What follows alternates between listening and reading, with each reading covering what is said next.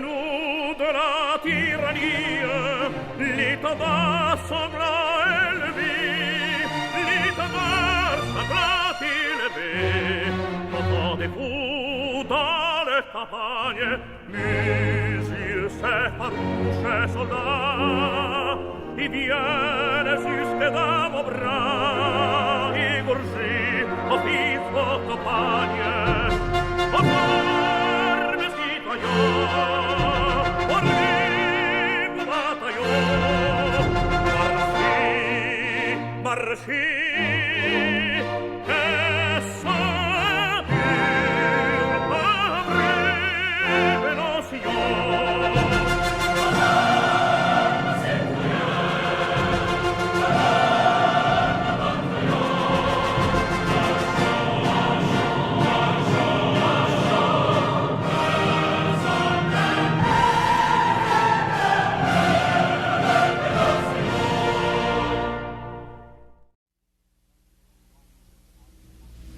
Precious ones of the light,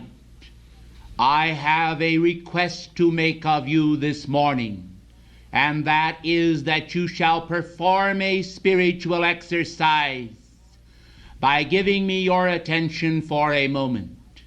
I desire that you shall put yourself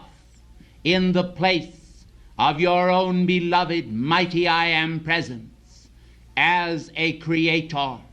and consider for a moment the experience which would come to you when you would, with all of your heart, desire to create and endow substance with thought and feeling, with energy, with compassion, and the best gifts which life could give.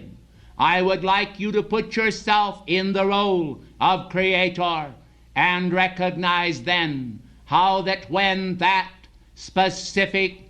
magnification of your love which you had brought forth as creation into manifestation would turn through the misuse of free will from all of the tremendous matrices and patterns of beauty which you had created in the inward parts and embrace lesser images, how you would feel and what you would do to desire to relieve the pressures of anxiety in the creation which you had made, which then would fall under the hammer of karmic law and the suffering and distress of mortal manifestation. Recognize then for a moment how great the infinite love of God is for every part of life, for the creative act is an act of great grace, whereby mankind have been given a most magnificent opportunity, an opportunity unparalleled in the universe anywhere, for God has created man in the equality of his own image, in order that he might endow mankind with the full faculties of the divine. Let men then understand that the eyes of God are too pure to behold inequity, and the Spirit of God today remains completely enarmored by the light of his own supreme purposes, and without involvement in the drama of man's thought and feelings, which are less than the divine ideal. It is impossible for the Godhead to permit his consciousness to be dragged down from the high levels of cosmic purpose, and therefore he has established, blessed ones, the mediatorship of your holy Christ self, to be able to reach up into those dimensionless worlds of cosmic light substance and commune with those worlds of the eternal presence, at the same time being able to recognize the pressures of mortal need and the desires of mankind, that they might be assuaged and that mankind might be given comfort in the moment of need and every assistance which the great karmic law will allow. I tell you today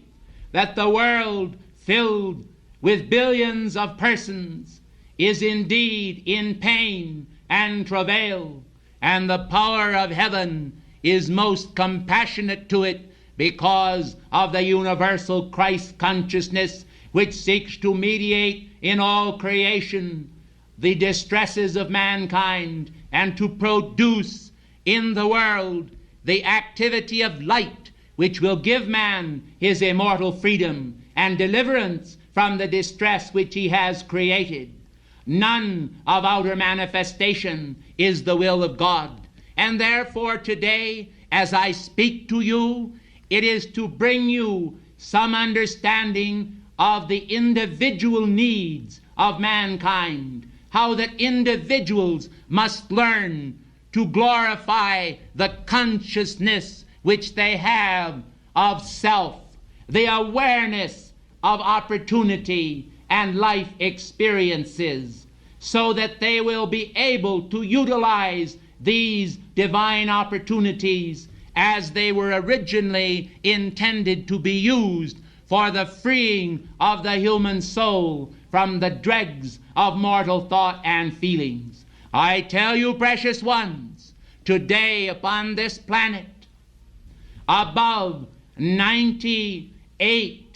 7/10% of mankind's consciousness is involved in some reasonably useless act centered around the outer realm of thought and feeling, and a very small percent indeed of the residue is utilized for the freedom of man. Is it any wonder then that individuals are in distress, seeing they consume so much of the divine radiance upon trivia, and so little of their attention is actually turned to the divine ideal? I would therefore ask you today, in God's name, to school your consciousness, that your consciousness might come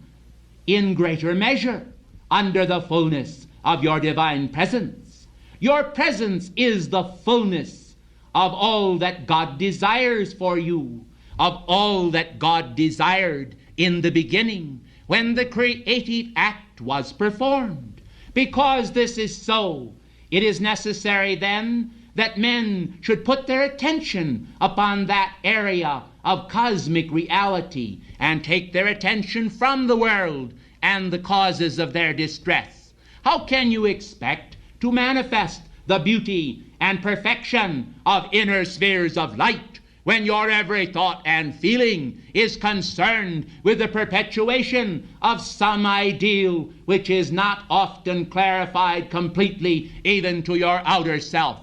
Precious ones, there is then today, at this very hour, a great universal opportunity awaiting the brotherhood of light, which seeks to illumine mankind as to the divine purposes for this earth planet. But until individuals themselves are prepared to manifest the beauty and glory of the divine plan, so that outer mankind can see that we do have representatives upon earth who are capable of demonstrating that which they claim to portray,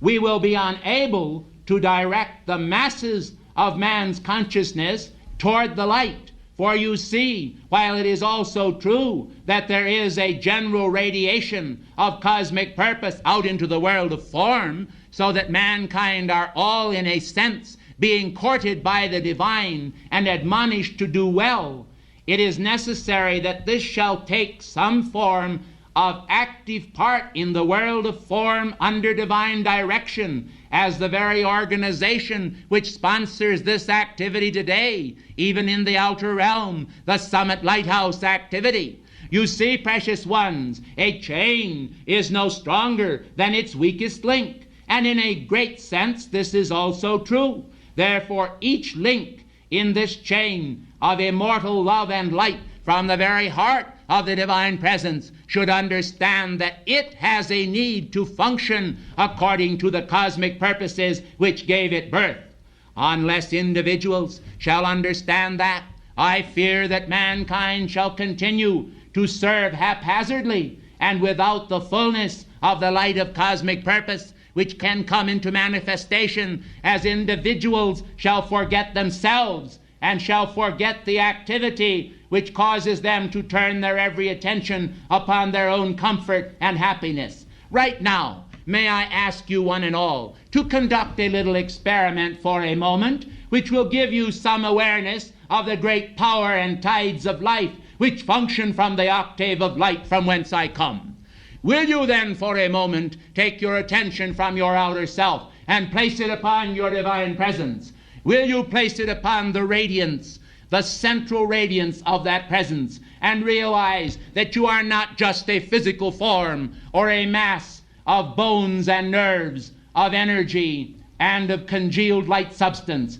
but that you are in reality a spirit made of the very essence of God's own heart. Recognize then that that spirit, that reality is the real you, and that this is that which ought to act in the world of form both now and at all times. If you will take it away from the world of personality, from the world of flesh and blood, from the world of distinction, which desires to expand its own purposes at the expense of its divine ideals, you will come to recognize that if you can sustain this thought and feeling for a moment, you ought to be able to sustain it for just a little bit longer. Don't you think so, blessed ones? Well then, if you can sustain it for a minute, why not try to sustain it for an hour? And if you could sustain it for an hour, why not for a day? And then permanently. For after all, precious ones, it is this thought of individuality and separation which causes mankind to function to protect himself against other parts of life,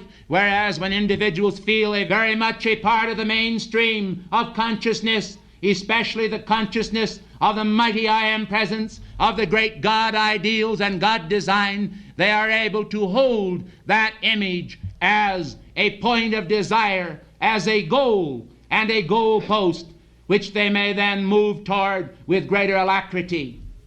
I think there is nothing more despicable in the world, precious ones, than a spirit of apathy, and a spirit that continues to feel that all is hopelessness. Are you aware, precious ones, that it is the sinister force and the negative activities of the planet which desire to create enmity between individuals, so that they will feel by reason of that human enmity that there is no hope in the world for peace? And this is exactly what takes place in individuals when they have a sense of overpowering sin and error, where they continue to think that they are perchance victims of something which they cannot control. And because they feel so helpless and they recognize human futility as being everything around them, they are not able to tie in to the great reservoir of cosmic ideals and the master plan of cosmic light substance which descends from the heart of God. They do not recognize then that it is this substance, this essence, this tangible manifestation of God's love for man that enables him to actually gird up the loins of his mind and being, to pull himself together, as it were, to recognize that now is a day of great opportunity when he must,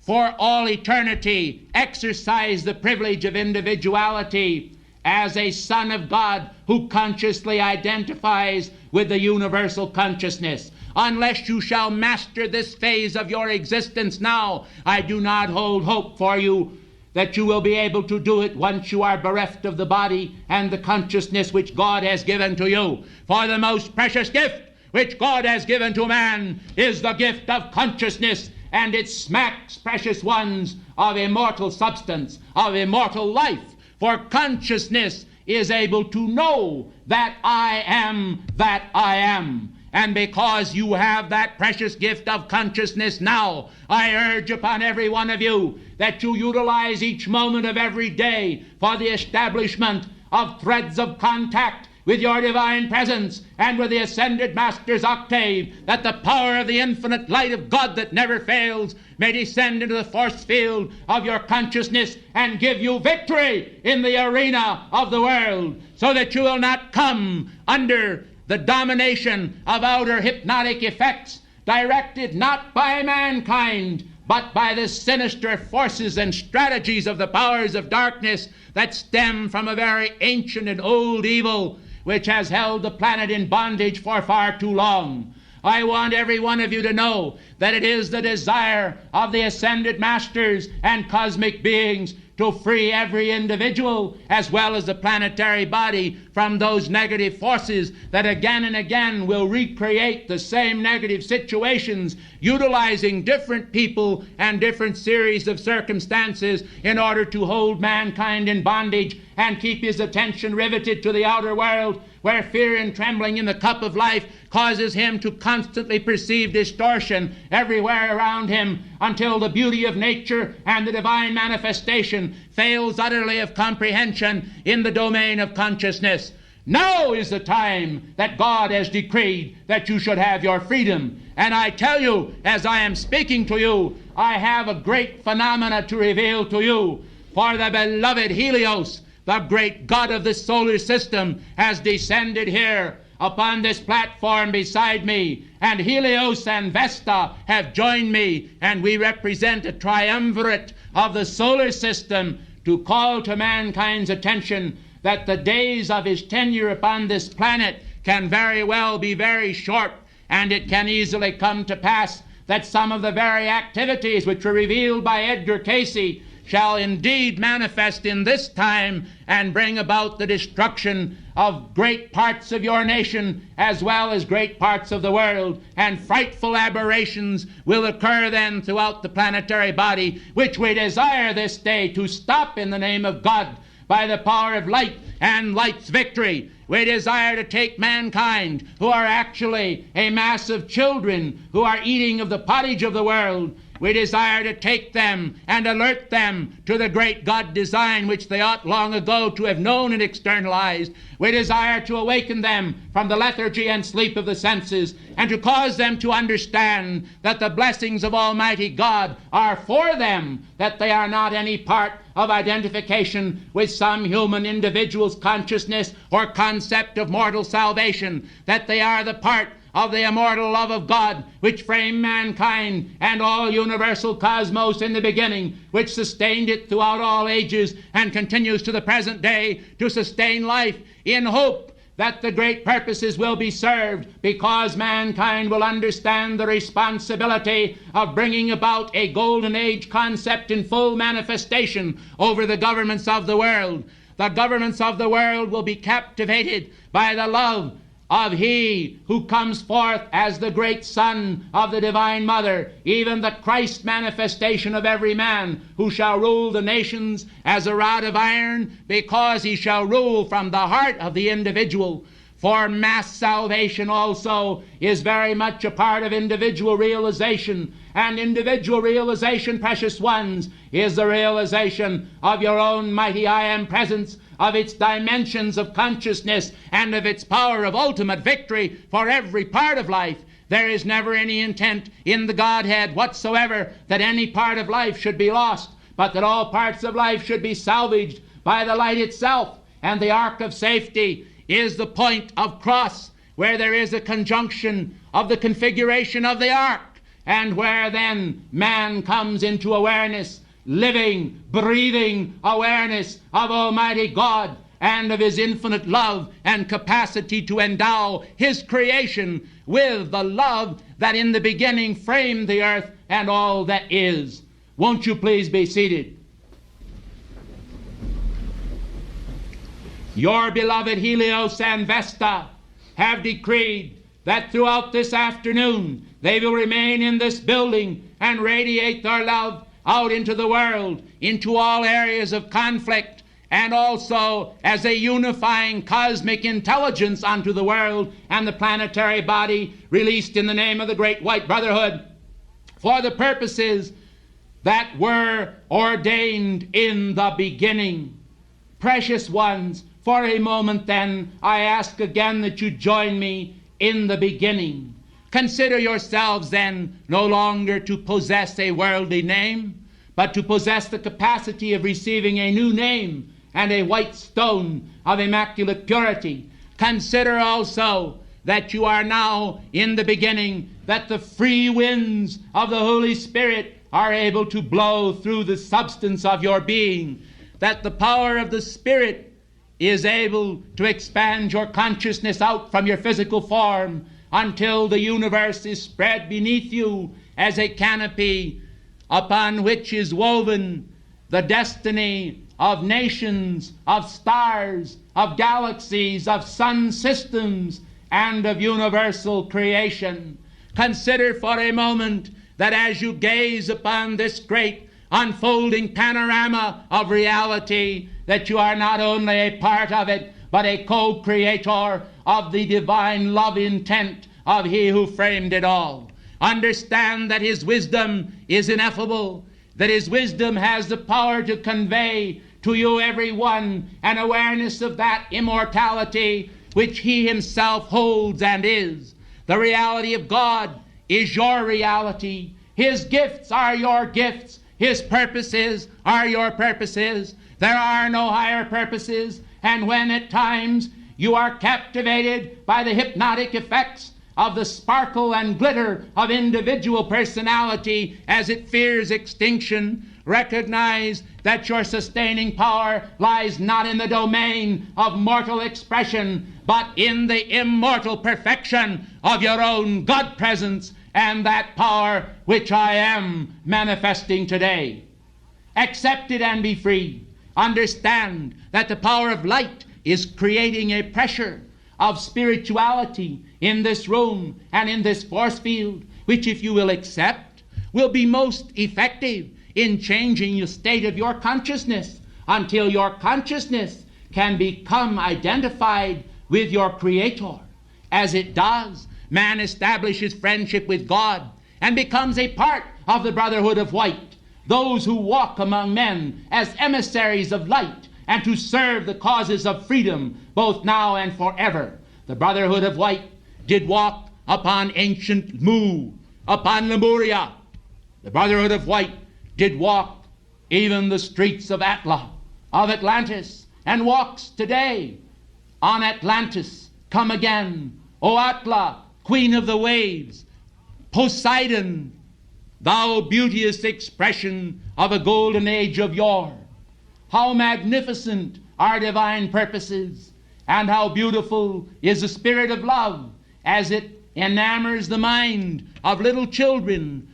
who, running in the fields beneath the canopy of blue and the golden orb of the sun, feel the freshness of life vivifying their consciousness, who understand that the warmth of the sun is the kiss of Helios and Vesta, is the kiss of God upon their skin, and desires that they should absorb it and understand that in addition to the outer manifestation of the sun, there is the spiritual sun behind the sun, the great love tide of God, that in kissing the soul by the gentility of the Eternal Father's perfect image, He brings to that soul an awakening. And as the consciousness awakens, the consciousness comes as a rose from bud to bloom. And the essence of sweetness released from the manifest soul is the fragrance of eternity poured out into a waiting world to bring awareness of the sunrise of God's love.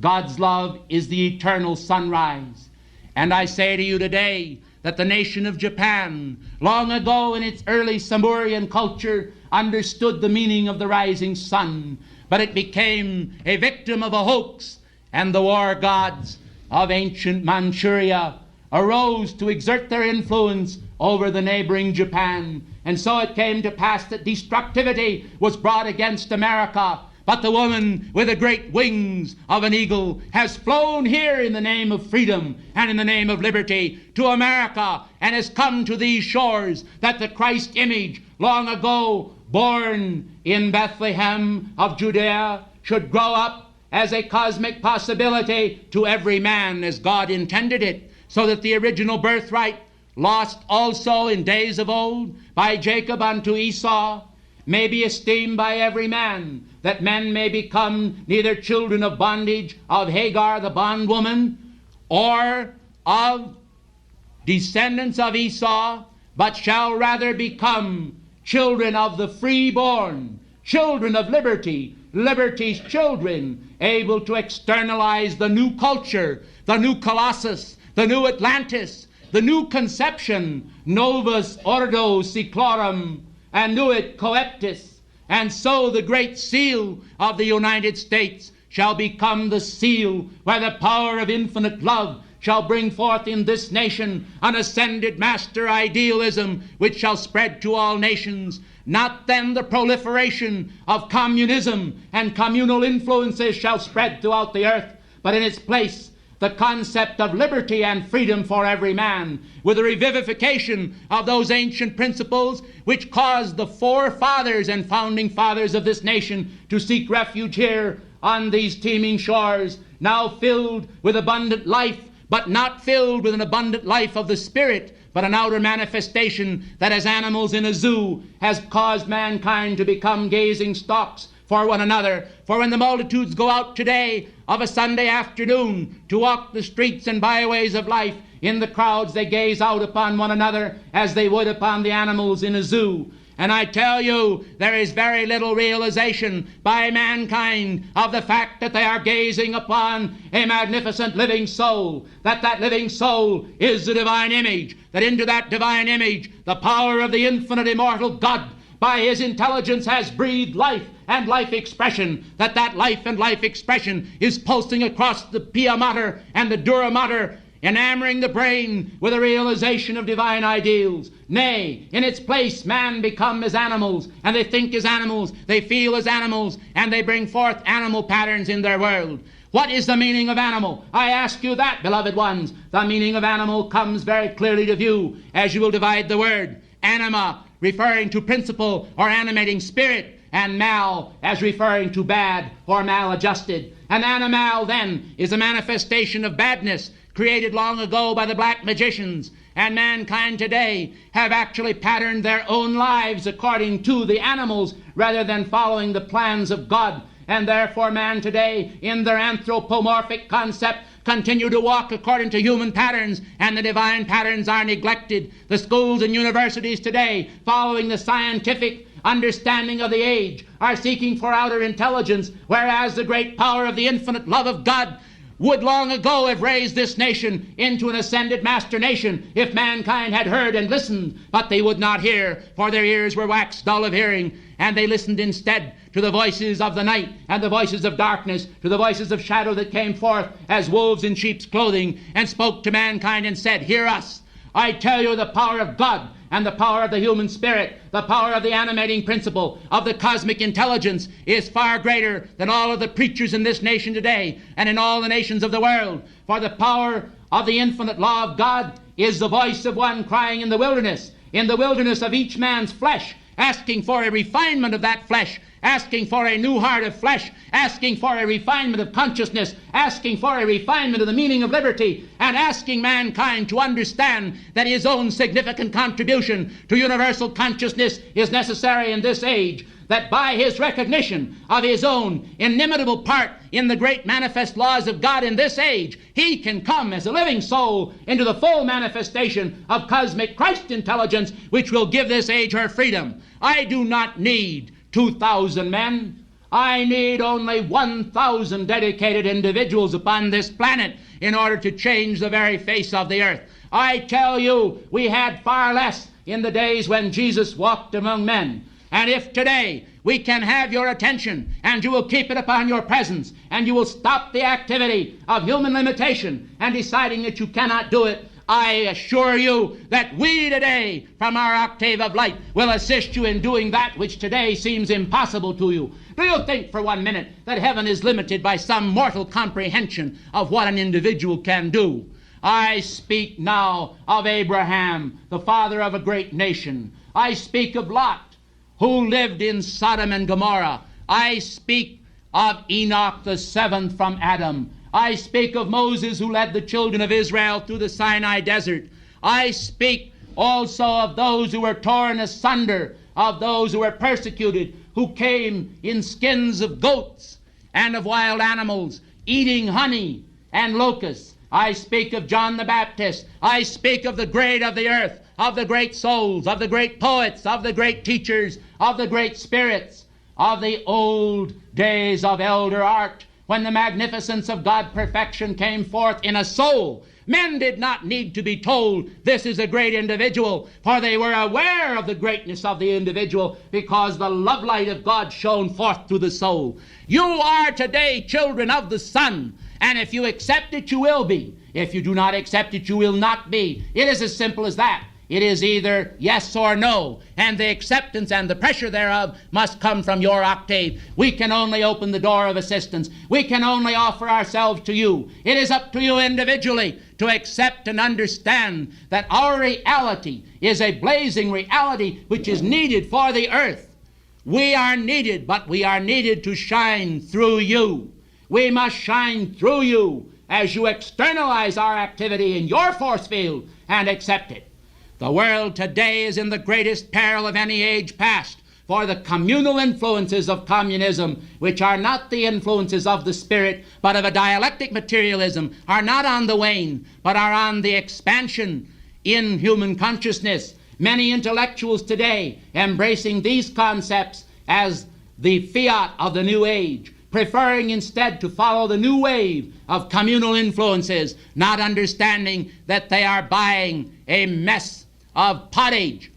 a bowl of soup, and selling their birthright for it. Liberty is what you want, and liberty is what you should have. Liberty is what mankind hungers for, but it is a soul liberty, and a liberty to pierce the veil of progressive revelation and see what stuff life is made of. See what stuff the dreams of God are made of. Of this ye are made, and by his laws obeyed, you will be sustained forever and arrayed in garments of white substance, glistening power of the sun itself, the central sun image. And you will live, and you will breathe, and a new heart of flesh you will have, and that heart will be a heart that does not fail, but forever and forever it will be endowed by the essence of the threefold flame of life, blazing from the heart of your presence into your own consciousness and making you with him a child of the Son, a living Christ, every one. Ladies and gentlemen, in the name of mankind's freedom and for the hope of the new age, I bid you adieu.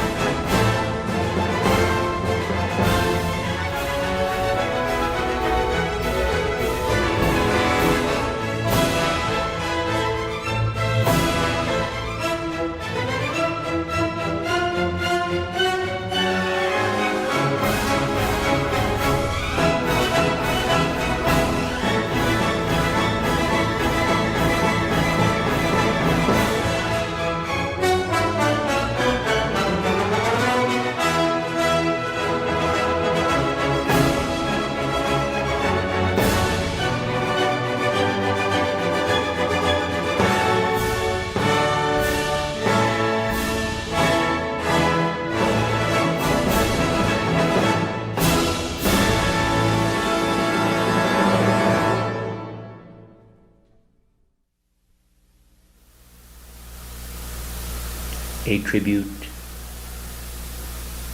to 70,000 years and more of service unto the mankind of earth is due your beloved Saint Germain. The magnificent service of this soul devoted to the cause of freedom has given rise to wonder in heaven. And the tides of light and love from his heart, together with Jesus and other ascended beings who have come by God's grace beneath my tutelage, is indeed a wondrous thing to behold. For when the teacher can perceive through the screen of the ages the magnificent God control of one whose every act is dedicated to the cause of freedom and the causes of his love, it means that compensation echoes down the corridors of the centuries to the teacher. And thus at our level, my brethren, I convey to you there is joy in heaven over the dedication of the Avatar. The dedication of the Avatar to eternal principle. And yet, it is not a lesser dedication than that which comes to men in a relative sense in this hour, embodied among you,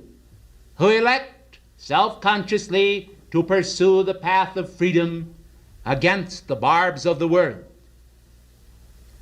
Long ago it was said that the time will come when he who killeth you will think he doeth God's service. And thus down through the ages there has occurred upon the planetary body again and again the sawing asunder, the tossing to the lions, the ridiculing of and the destruction of the flesh form of the various representatives of our radiance who have sought but to ennoble mankind. We do not care to dignify their vainglorious efforts at defamation by comments on their behalf, for the lords of karma have always conveyed the fullest extent of the perfidy and destructivity of those individuals who have turned against the light and sought to malign the holy purposes of Almighty God. We today of the ascended Master's octave, mindful of the intense fury of human scorn, as nation turns against nation and people against people, as ideas themselves in conflict set the world aflame with destructive impulses, do understand that this is a destruction of the laws of brotherhood and of the golden rule. But if mankind are fooled by their own antics, then I declare to you tonight they are also fooling other individuals by them. The way is childlike and simplicity itself. The way is not complicated by human ambition or by human imagination, but thinking does make it so. And thus, because individuals imagine that the old ancestral thirst for vengeance must be served and realized, we see today that there is a perpetuation made of mortal dissonance, and the cosmic orchestration of purpose goes unserved, and the world does not hear the symphony of the spheres or the magnificent ideations of the ascended Master's octave when the holy bells of peace peal out the joy of God unto the world. When the angels came over Palestine long ago, echoing the joy of heaven at the birth of that great Avatar, Jesus, it came to pass that the angelic message that was heralded and recorded to the present day, Gloria in excelsis Deus, glory unto God on high, and peace to men of good will, has passed unheeded these many centuries. And thus war after war and rumor of war has gone down upon the record, and the passions of men have bled them of the energies that would otherwise have produced a golden age of Christ's magnificence to the planet. But the day has not ended, for the day of the seventh root race has not even yet begun, because it is but a dim perception in the minds of men and in the hearts of those who struggle to part the strands of human myopia and bring forth upon the screen of God realization the fruit of strivings in an age not of innocence but of blasphemy. The age is one of blasphemy without cause, for I think that no other age has been one in which the drudgery of the world has been so relieved by the ministrants of science as in the present time. Sociology, too, and new adventures in exploration of ideas has enabled the mind of man to enrich itself beyond the capacity of man's own awareness of progress. And thus today the world stands at the crossroads of a great strangeness, a strangeness that is indeed a truth stranger than the fictions of men's evil imaginations.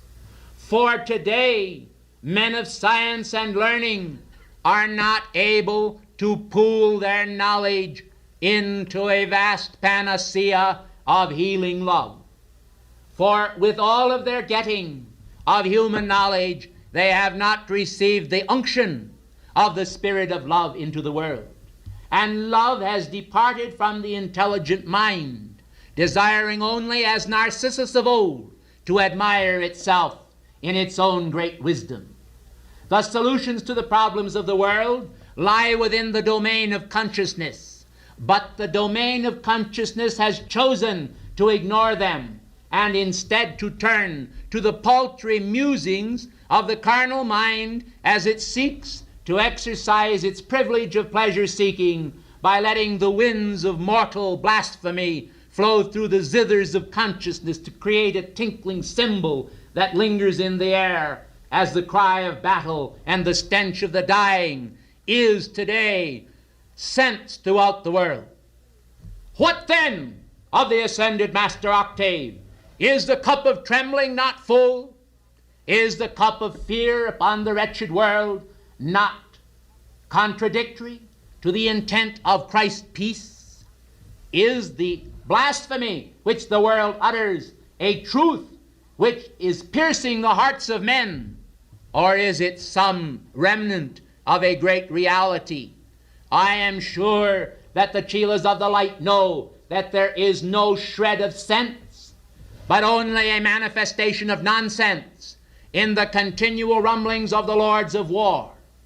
I recall full well how that in bygone days, yet in this epoch of time, in Monte Carlo, Mr. Zarkov did consult with the warlords and munition makers, even with the representatives of Frau von Bohlenkrupp, and did seek to produce in the world of form that great and terrible war which was the fruit of the munition makers' desire for greed. Today, when disarmament concepts are in the consciousness of men, and conferences are occasionally called by the great powers of the world, the powers of dissonance within the human spirit continue to exercise their dread prerogative to dupe the minds of mankind with the sense that war is inevitable. If war is inevitable, then I say to them all, by the full authority of my life stream and with the breath of God magnificent from the heart of the Lord Mahachohan combined with my own energy, then peace is also inevitable to the warriors of the Spirit who understand that the stench and abomination of battle and the rumble of the chariots heard in the earth today is but a manifestation of a very old and destructive bloodthirstiness on the part of mankind who desire to feed the vampire hordes of the brothers of the shadow in the astral realm, that they may drink of the flesh of men, that they may drink of their blood, that they may consume the flesh of captains and of kings and of mighty men, is recorded in the apocalyptic vision of John the Revelator as a manifestation of cosmic truth, which ought to teach the people of the world who have the power of vision and perception to see what the great truth is, that it is necessary to maintain the life energy in the brothers of the shadow who are bereft of all power and consciousness unless they can perform a vampire activity with a renewal of energy which is in the manifestation of human blood. And therefore I declare tonight, as I have not hitherto declared in the outer courts of mankind, that it is this bloodletting which is performed perforce in order to sustain the vampire hordes of blackness and shadow that is the real cause behind war, as it couples and joins with the greed of mortal men who seek to enrichen their coffers by the production of arms and munitions and the activities that proliferate with all war activities in all ages. Let men understand then that this ought to be ended, for it is not only a carnage of destruction that robs the mother of the world of her children, that causes Rachel to weep for her children, that causes the motherhood of God upon earth to cry out for the lost ones, but it is also an activity that feeds the hordes that create war in the first place. And let us thus understand the meaning of first cause in negative creation. For there is both a positive creation of the spirit and there is a negative creation of human consciousness which seeks to drench mankind with a miasma of confusion whereby they cannot exercise the divine prerogative of the free will to understand what is happening in the centuries as mankind, like a merry-go-round or a kaleidoscope, are whirled so fast through the episodes of time and consciousness that they dimly perceive what is happening all around them. I would stop the merry-go-round of human creation tonight for a moment, as Joshua commanded the sun to stand still, and I would say, let us now perceive this kaleidoscopic view of history that has been filled with such myopia from the human standpoint, and let us recognize that the power of the ascended masters has never been heeded by mankind as it ought to have been. For in the days of Napoleon, when your own beloved Saint Germain came to Napoleon and offered to endow him with the great God gifts of power that would have enabled him to have created a United States of Europe, Napoleon fell to the god of ambition, and he sought instead to glorify himself and thus lost the great opportunity to unify Europe and produce in a United States of Europe a great citadel of freedom there, which would then have prepared a greater pathway in your own beloved America for a great golden age civilization, because the fruits of America are in essence, in its original structure, the fruits of Europe, as Europe has immigrated to the United States and stocked this country with the stalwart stock that have caused it to grow and thrive as a mighty nation. Yet the power of this nation is derived from its divine sources, and not from the sorcery of man's consciousness, which does not understand only a small segment of that which he does. Man today, viewed in human creation and life through the windows of individualized consciousness, suffer from a situation similar to a horse, where the blinds do not permit them to see what is to the right or the left, or even behind, but only before. And because that which is before is often behind, we find that they are behind the 8-ball of human creation again and again, and do not understand the direction which they ought to take.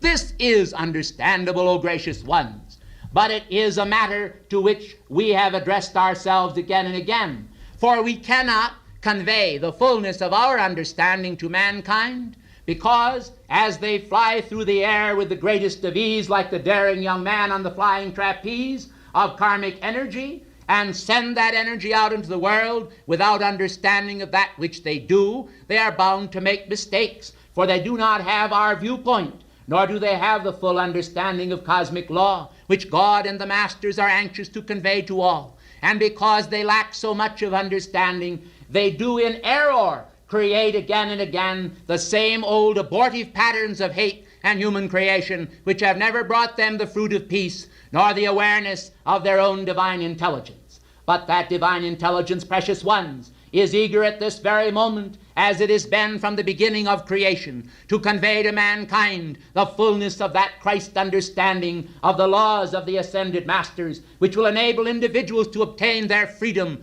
from all mortal thought and feeling, and understand that the compulsions which they feel are the result of natural human creation, not divine creation. That the compulsions which they feel are wrought as a result of error, and error and error's children cannot possibly produce the fruit of goodwill and good works, but only divinity and divinity's children, because of the dual nature of mankind, because he is both God and at times demon. He must understand that there is a great need to subvert the human creation beneath the feet of the Christ image. This means that the demoniac impulses in man must be subjected to the feet of the Christ, and Christ and his feet must bruise the serpent's head, even as it will of necessity produce a bruising of the heel of the Christ. And thus mankind cannot expect, in passing through the great cosmic initiations, to do so without some suffering to the flesh, as there is a mortification which must ensue. We have then a very peculiar situation in the world of form. We have a mass of individuals who ought to be a part of a great whole, and in reality are. And we have a multiplicity of forces playing upon mankind's consciousness and seeking to divert their consciousness from God reality and truth from day to day, and bring them down into a state of mortal degradation where reality will seem to be unreality, and unreality will seem to be very real. There is no need, precious ones, for you to indulge yourself in fits of self-condemnation simply because you have not at the present hour realized fully your divine estate. This estate is held for you by your own mighty I Am presence. It is the fullness of the ascended Master's gift of love and divine radiation from the heart of that presence. It is the sole reality of life, and it but awaits your externalization. Mankind, as a sleeping princess, waits the kiss of the sleeping prince to awaken mankind from the dream of mortal fancy into the divine realities and powers of God dominion over his world. But you cannot expect that simply because you shall shake a lazy dog, that upon awakening he shall immediately understand the Christ. You cannot expect simply because you say to your energies, awake, that they will instantly do so. They will blink their sleepy eyes, and there will come into manifestation a certain awareness of consciousness, a segment of reality. But you must also then understand that this is but the beginning, when the first stirrings from lethargy occur in the world of the individual, whereby that individual is then able to gradually draw and magnetize into the force field of his consciousness those great resistless tides of God invincible energy from the heart of the ascended masters and the octaves of light, which will give him his invincible freedom. You do not need to rely upon the arm of flesh. You have but to understand that there is a great world of God dimension which is able to give you your immortal freedom. Do not go to the world and apply to the world for knowledge of your divine self and your God reality. Make your application, beloved students of the light, to Saint Germain, to beloved Jesus, and to your own mighty I Am presence, to the power of life that is able to shake you awake and keep you awake and endow you with the great tides of divine truth, which are anxious to flow into the channels which you prepare. But before you dredge out those channels, they will but flow across the deserts of self and the plains there to be absorbed by the idle sands. Man must first dredge in consciousness a pathway leading to the great centers of God realization within even his flesh form.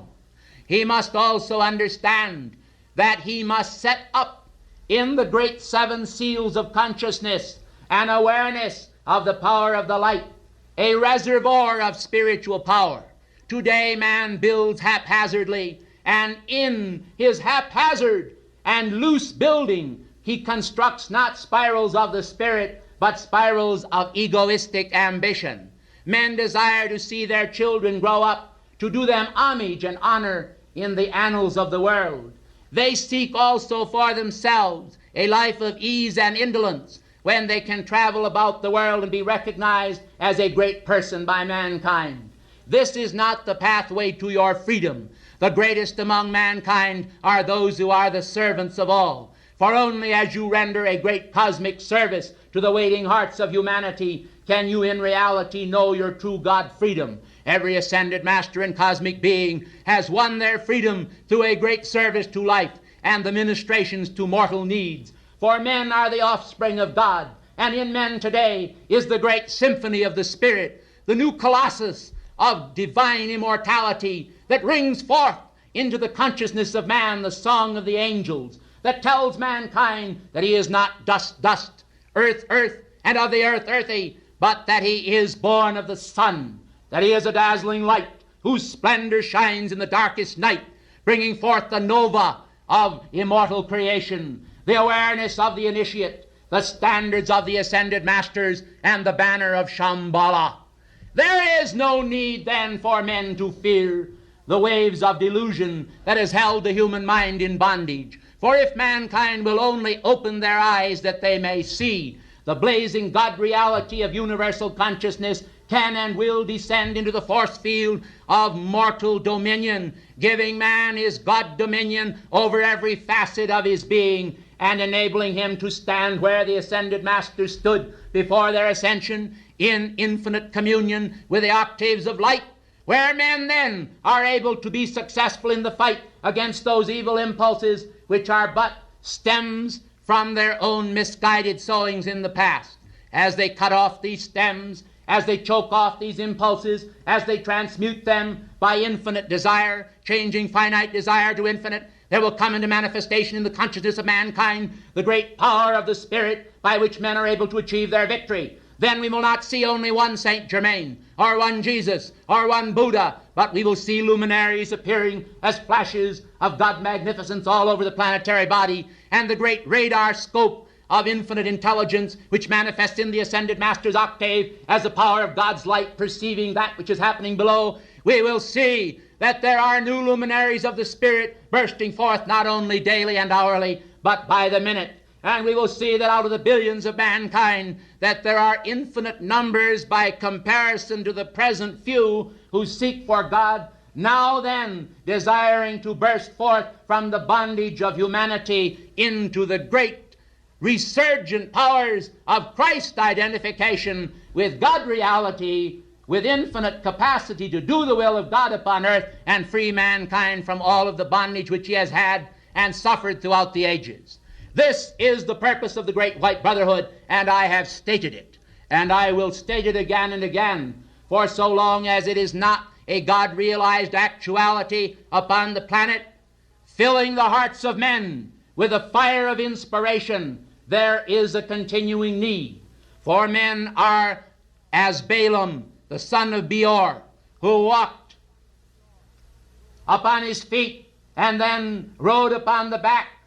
of an ass, who spake with a dumb voice, saying, "Why do you beat me?" Mankind today should understand that human creation itself will cry out, and their own flesh will cry out against the abuses thereof. And thus mankind's lives today are shortened by reason of the enormous taxation which they have created, desiring to live life by burning the candles at all ends, as you would say it in your own octave. Men should understand that there is a great need to dedicate themselves a part of each day in the hours of sleep to the ascended masters, committing their consciousness to God as a tiny child does, with an awareness that their consciousness does not then pass into the realm of death or a state of know-nothingness, but that it enters into a sphere of luminous dimension whereby the God side shall be activated during the night, for there is no night in the consciousness of a luminary of God. And in that state of consciousness, while the body rests, the soul may enter octaves of light, communing with the ascended masters and great God-free beings, and mastering those lessons of cosmic Christ intelligence by which life is then able to enter into the clarity of the Spirit and the power of the Christ, and take that God dominion over his world that will no longer permit him to walk in the states of degradation of mortal consciousness, thought, and feeling which have far too long held sway over his world. Now then, in connection with the problems of mankind, the Middle East crisis is very grave indeed, and graver than men may imagine. It appears now to be settled, and as though the tides of battle were over. But I call to your mind that it is the vampire forces of mortal human consciousness that desire to perpetuate an activity of bloodletting to feed the vampire hordes and denizens of the astral world. This same activity stands behind the recalcitrance of Mr. Henry Ford, Jr. and others in the field of automobile manufacture, who today are not accepting with good grace the attempts of the government of the United States to introduce new standards of safety protections into the automobile industry. I call then to your attention, beloved Chelas of the light, that the carnage of automobile activity as a destructive activity is greater than all of the battles in the world today. And yet the protesters today are marching in the streets of the cities of the world against the war in Vietnam and against the activities in the Middle East. They are decrying what they call the American imperialists. But what of all the manufacturers of the world in connection with the automobile industry? What of their activity that is creating a greater carnage upon the highways of this nation alone than all of the battle activities of the world? Do you see then that this is also fed because it provides broken bodies and fresh blood for the vampire activities of the world that seek thereby to perpetuate themselves and to keep the hordes of shadow darkness active in the world of form, to create hypnotic effects in the world, to create psychicism, to create false prophecy and manifestations against the light? I tell you, beloved ones, that if mankind were able to see clearly, they would repudiate their psychic masters, and they would recognize that even in the religions of the world, there is a need for the spirits of men to arise to divine contact and identification with their own beloved God presence, and separate themselves from the dividing dogmas of the world which separate hearts from heart and create disharmony upon the world, turning brother upon brother and creating again and again old psychic patterns of degradation that spiral man down into the whirlpool of black inky nothingness, whereby he extinguishes the very sparks of his God identity. I say to you then tonight, in the name of the great white brotherhood, that a proclamation has gone forth, and we have made an appeal to the Karmic Board, which occurred in the month of May of this year, making great appeals to the Karmic Board to create some new tide and sphere of influence upon the planetary body that would help to change the tides of human affairs away from this destructive mass hallucination whereby men can sit idly by while the carnage upon the highways and byways of life ever mounts, and while the wars continue to take their frightful toll of mankind's identity. Today is the day of salvation. Tomorrow may be too late. Therefore I urge upon all who hear this message an understanding of the need to activate in the world of form by decree, by centering influence through your life stream upon others, and by doing all in your power to change these tides of mortal energy, knowing that we will also not only enjoin you to follow us in the regeneration of cosmic Christ activity, whereby the planet is bathed in the holy anointing of the life of the Christ, but whereby mankind today in the world of form can join themselves unto the ascended masters and the hosts of light as emissaries of that which is right, not that which is might.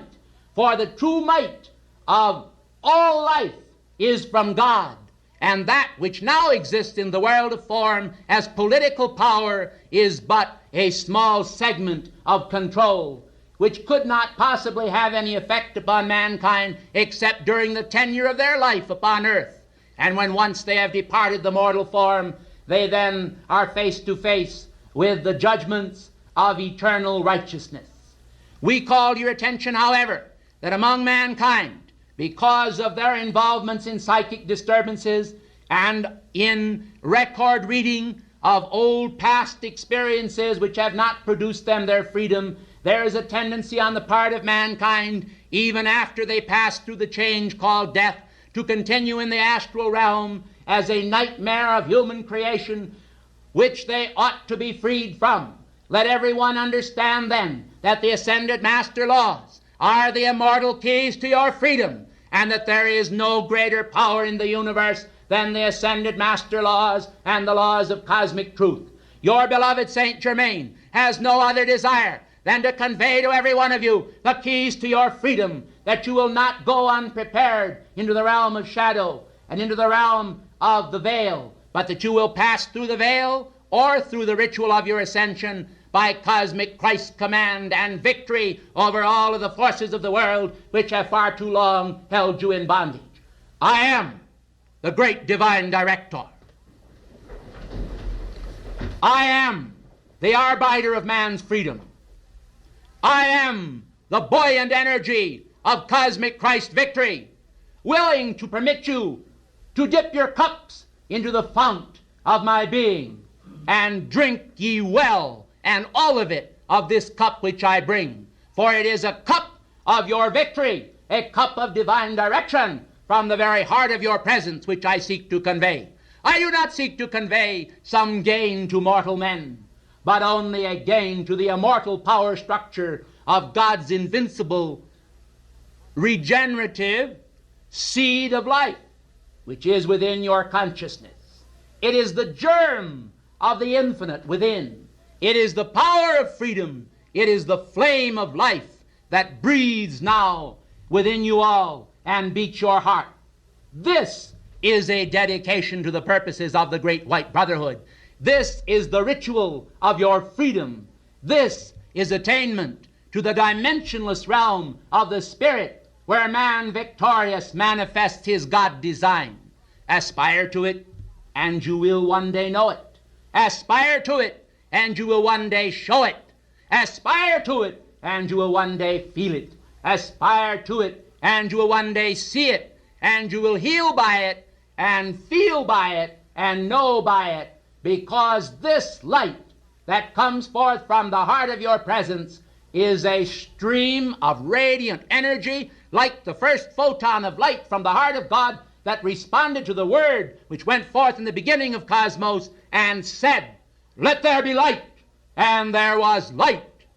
By this power, the very fabric of individuality shall be woven, and man shall walk and talk with God and know the Edenic mysteries with that same clarity which is conveyed from our octaves as the eyes of men are opened because their body is full of light which they have invoked in love and the capacity to receive love and the willingness to obey love and the power to do the right that makes the might,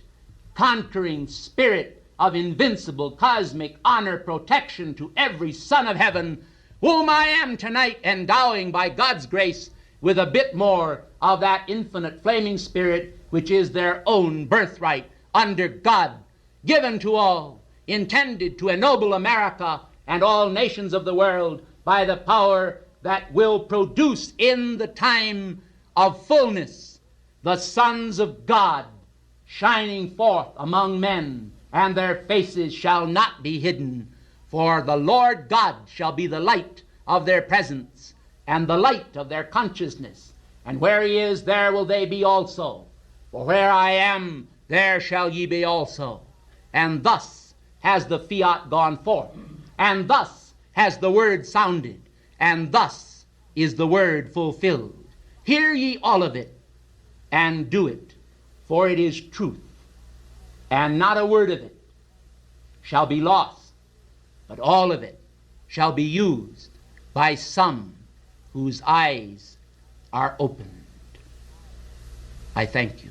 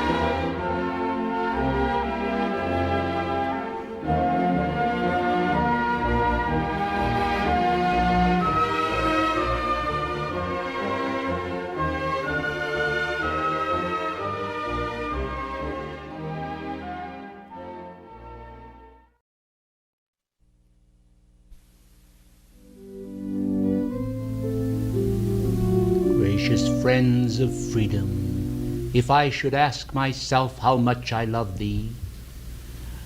it would be a moment when I would chasten myself not to reveal the extent of that love, lest by comparison man were to feel somewhat as a moth before the flame. And then as I ponder this, I am made aware of the love of the Infinite One, and I feel that even my own flame of freedom is but as the flame of a candle or a dying sun before the fires of his great heart. There is then a relativity of comparison which men are sometimes prone to make, whereby they draw analogies about themselves and others which do not bear profitable fruit. And therefore today I urge upon every one an understanding of the meaning of the phrase, "Cast not a stone of stumbling beneath thy brother's feet," for all upon the path are brothers. And we who are the elder brothers and the exponents of freedom, admired by many who know of the troth that we bring, are aware of the need for stability in the body politic of all of our many endeavors upon the planetary body intended to enhance the rising cause of freedom. Freedom needs all of her adherents. Freedom needs the hearts of the many, and the many ought to be inspired by divine grace and to catch the vision of all that threatens the majesty of freedom in our day, threatening to dash in pieces the hopes of the brave and the true, and to cause the fruits of good men to become in vain. We do not intend that this shall happen, and it has never been intended by any that evil should come, or that forces of shadow should supersede the power of light. But it is not so much what men intend as what eventuates that men must be aware of. And therefore we feel today that it is good and proper to say unto you that the eventuation of the tides of freedom handed over to men of God direction is necessary. I say then, by way of interpretation, that men should understand the meaning of going out into the highways and byways and compelling mankind to accept the great cosmic law. The eventuation of freedom is a subject that ought to be understood, but is often not, for people do not really know what it means to make things happen. People are sometimes constrained or fearful because they might be accused of being a black magician if they are to produce some amount of good which is unwanted by mankind. How then would it be possible for God or for the ascended masters to act in the world of mankind except we were invited? And seeing we are invited and do act in the world of form, are our acts not benign and intended to direct a stream of magnificent God light into the world to free mankind from the drags upon his consciousness? Men today are not aware of the drags upon their consciousness, for they are so accustomed to those weights that they seem to feel that those weights are actually a part of themselves. And it is so much our wish this afternoon to penetrate that density of mortal thought and feeling and say to every part of life,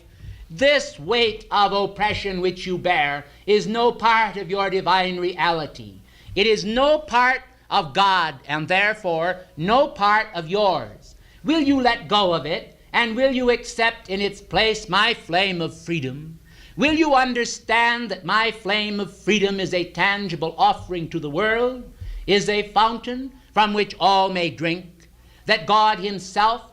is able also to make you a fountain of comfort and a source of freedom and inspiration to those who are around you and who look to you for some degree of inspiration? Men must not be afraid to move forth in the busy streets of life and to do the work of the ascended masters. They must be moved neither by pride nor by prejudice, but they must go forth as the Christ of old to say, "Let all upon whom my shadow shall fall be blessed by light." And if this seems a bit enigmatic, let me say to you it is not. For the reality of truth is that truth becomes complicated in human reason and is often not perceived by men of adult years. This is why the statement of old, proclaimed often by men, that men must become as a little child in order to be led into the kingdom, has such great meaning, because sophistication does not clear the way for the acceptance by mankind of the great power of infinite love and truth. Sophistication may be very valid when it is considered in the light of culture, that is to say, mundane culture and good manners. But it is not necessarily a guarantee to mankind that the great cosmic laws will come to life within the framework and fabric of the self, giving unto individuals the mighty tides of their freedom, which shall shake them to the very roots and foundation of their being, and cause them to be aware that the meaning of I am love and I am God is acceptance. Acceptance of the mighty blazing reality of that which you are in reality, now and always have been.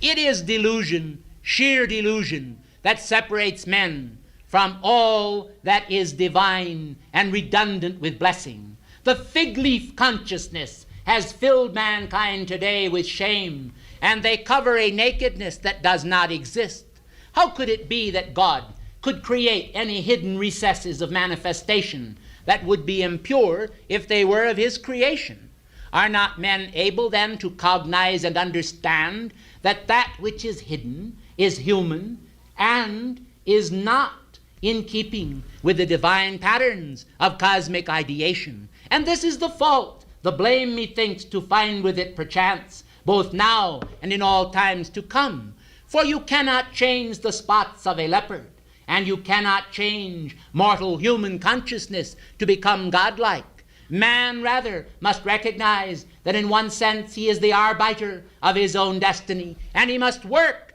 diligently and faithfully to free himself from all that binds him to a round of senseless reason, whereby he deprives himself by reason of that which reason was intended to convey. We therefore say to all of you that the hour has come when the ascended masters must, by cosmic law, increase the tides of freedom among men, whether they will have it or not. For from the earth planet, mighty shafts of light has penetrated heavenward and invoked from the karmic lords of life a response in the name of Almighty God and his holy mercy. Therefore great tides of mercy do come to the earth today, and to all who are waiting to receive that inflow of beauty and light, which brings to the mind of man the courage to face all the dark days which are brought about as the returning currents of karma test the mettle of man to see whether or not he is fit to receive the initiatic process that stands before him as the next step on the way. The next step on the way is before every man. Whether or not that step shall be conferred upon man as a manifestation of the divine and a holy seeker for pure truth, or shall come to him from the darkened shapes of things to come, emanating from the crystallization of his own karmic matter, is the determining factor which shall decide whether or not the step shall be to the right or to the left, whether it shall mean a marking of time or the manifestation of the bonds of eternal felicity unto the hearts of waiting humanity. The brothers of light stand ever ready and are waiting to bestow upon mankind the divine currents of cosmic grace which shall give them their freedom. But oftentimes the mind is enamored by many petulant problems of the day, which seem to engross the appetites of men and provide them with a hope in some outer condition which will assuage the pangs of the heart as it seeks to find a nucleus of pure light. When mankind do not accept a nucleus of pure light as a worthy, fitting goal for themselves and seek by outer manifestation to palliate the anguish of their being, they quite naturally within the force field of their world will find inadequacy manifesting. For once they have supplied an outer thirst as a means to substitution of an inner thirst, they are temporarily palliated, it is true, but the darkness of mortal thought and feeling soon closes in upon them, and from the pit of desire, man again and again reaches out to fulfill in the outer realms that which can only be satisfied by the bond of the heart. Jesus of old spake, saying, "The water which I shall give thee shall be within thee, a well of water springing up to everlasting life."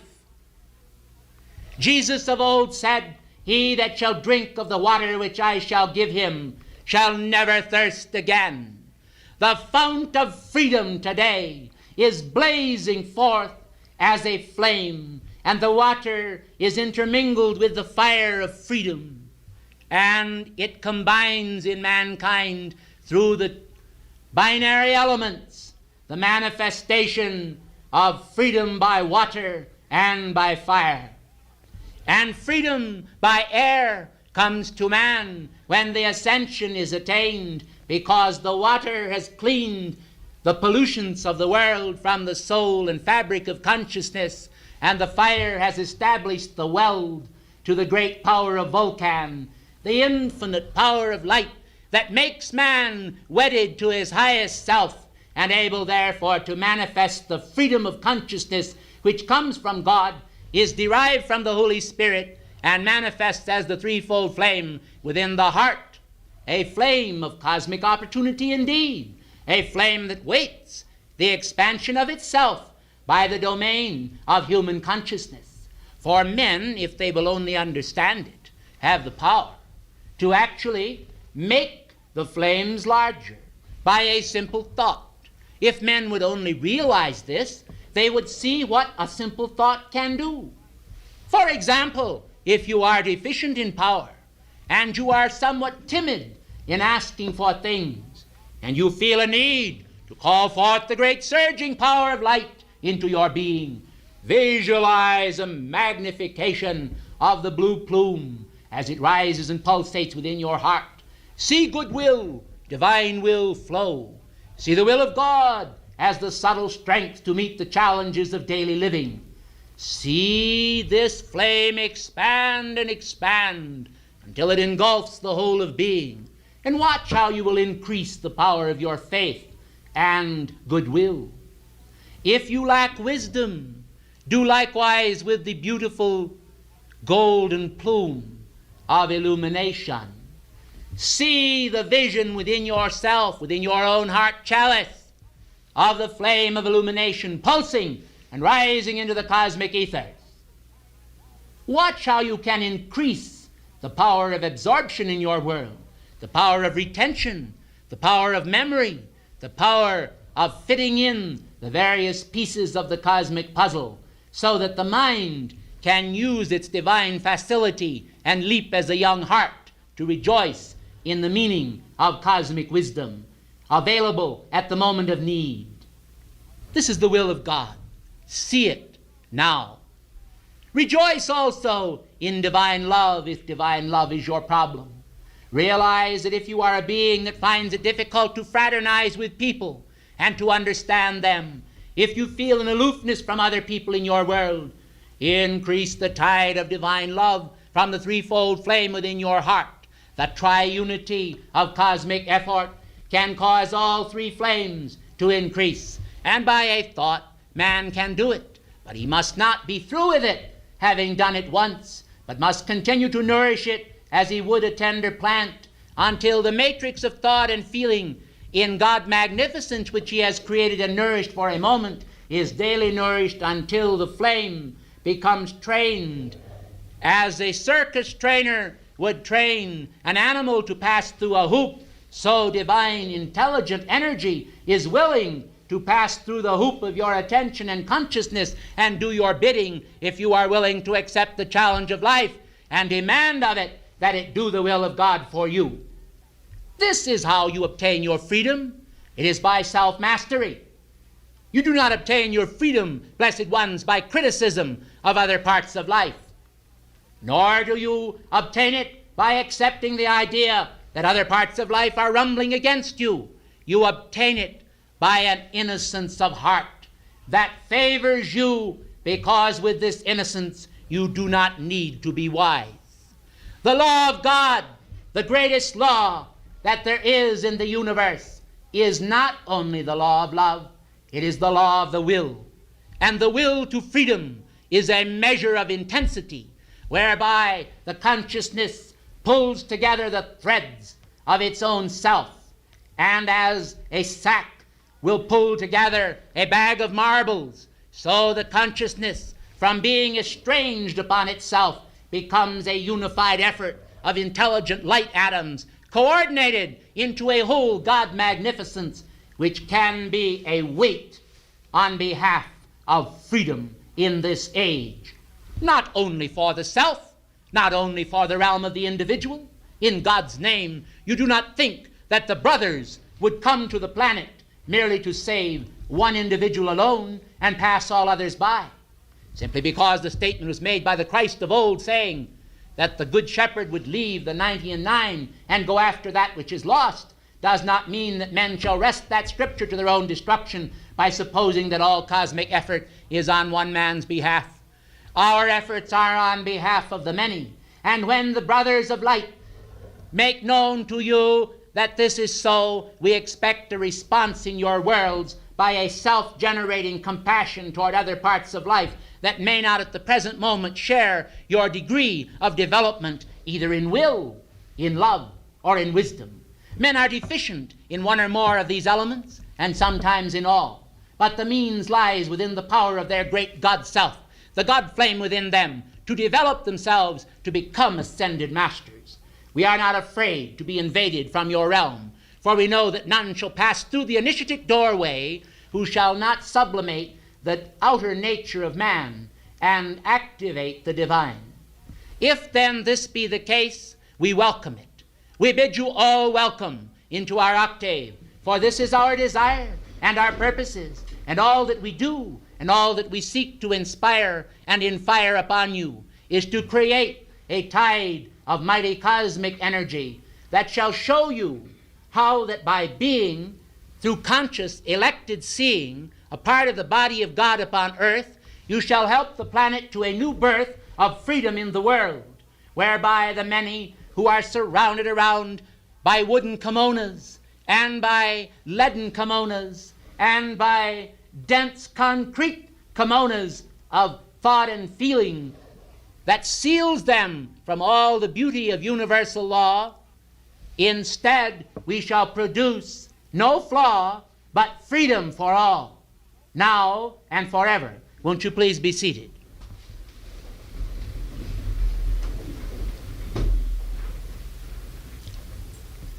The diplomacy of magnificent effort. Throughout the world today, there are men steeped in pride who deem themselves to be diplomats of great wisdom, and their motives are superiority in craft. We are not against them, and have often worked with them to engender within them a great weight of the substance of the diplomatic art.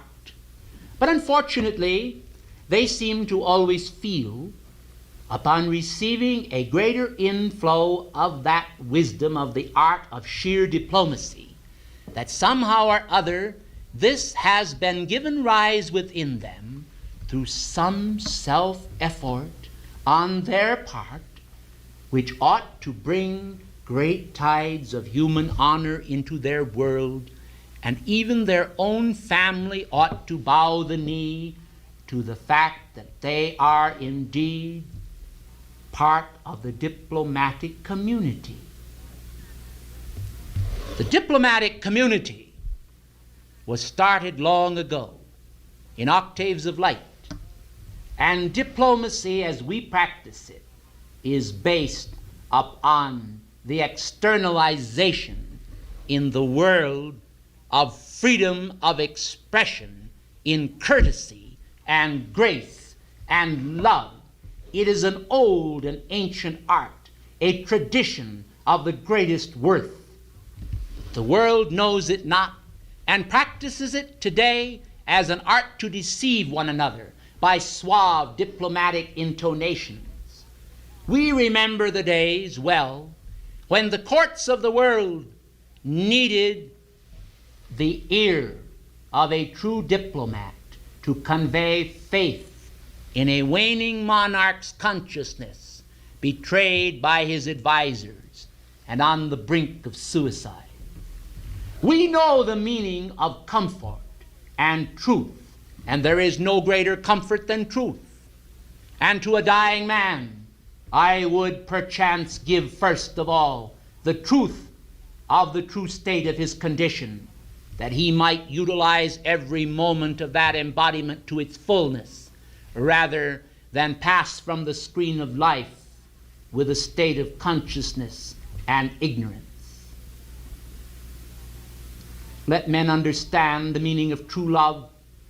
True love is love of truth, and truth must be enshrined in the hearts of men as a passport to great freedom.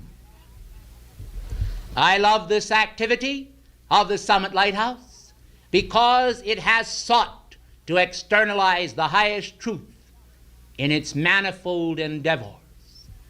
But I am addicted to service to all mankind, and because those who have joined us here in this heart center are addicted also to the service of all mankind, I am also endeared unto them. And I am endearing them with my love. For my love is the love of freedom and the sons of freedom. And the sons of freedom are needed today upon earth as never before. Never before has a configuration of such hate engulfed the world as in the Arabian Jewish situation now involving the Middle East. Never before has such greed and commercialization taken control of the political marts and the men of ambition as in this present hour. Never before have the elements themselves been so hard put to maintain balance upon this planet and keep the universal harmony redundant as the hum of life through the planet as now. Never before have the hearts of men so failed them for fear of the things that are coming upon the earth as the result of the hammer of karma. Never before in history